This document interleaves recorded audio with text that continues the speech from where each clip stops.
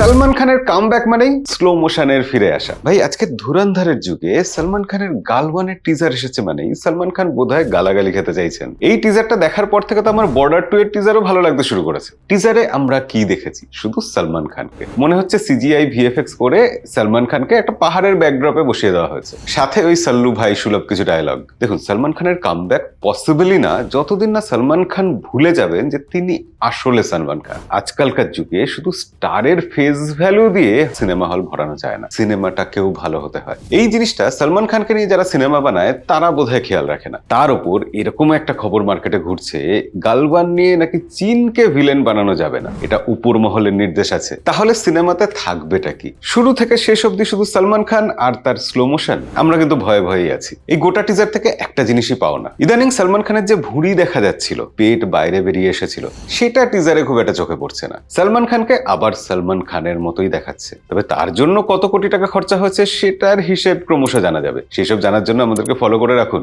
তবে আমার ব্যক্তিগতভাবে মনে হয় এইসব সিনেমা বানিয়ে সন্তোষ বাবুর মতো যারা রিয়েল হিরো, তাদের প্রতি অন্যায় করা হচ্ছে। এই ব্যাপারে আপনার কি মতামত কমেন্টে লিখে জানাতে ভুলবেন না।